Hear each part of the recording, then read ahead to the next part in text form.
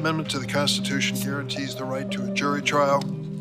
However, for tens of millions of Americans, this constitutional right is an empty promise. Instead of having their day in court, people are forced into arbitration by the fine print buried deep in employment contracts, product manuals, and terms of service. What I want to do is to make sure that if you feel like you've been discriminated based on your age, that you can have your day in court. Stephanie Weaver's grandmother went missing at a nursing home after being left unattended, and when the home called her to come look for her grandmother, she found her grandmother's dismembered body had been eaten by an alligator in a nearby pond.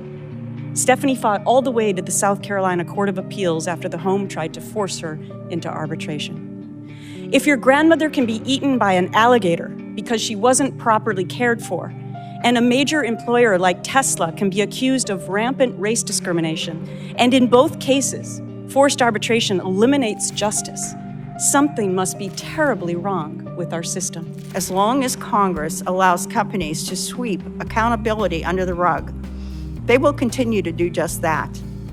I hope you now understand why an HR representative felt so brazen and shameless to call me old. The ability to use forced arbitration empowers companies to violate the law while hurting nurses and patients. Congress enacts laws to protect Americans. Many of those laws rely for their enforcement on courageous individuals bringing lawsuits challenging harmful and sometimes long-standing policies and practices. Forced arbitration denies victims the right to bring such challenges, and it denies all of us the ability to know what's going on in the marketplace and in the workplace. For the naysayers out there, the U.S. Chamber claimed all hell would break loose if you let women file their assault and harassment cases in court. There'd be a slew of new cases and companies would go out of business. But none of that has happened. As more older Americans remain in the workforce, our rights need to be protected.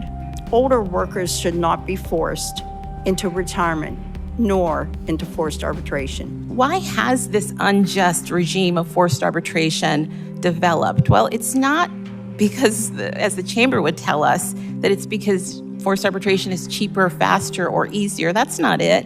If it were, companies wouldn't have to force us to do it, right? We'd want to do it. Instead, companies impose forced arbitration to squelch cases and to immunize themselves from public accountability.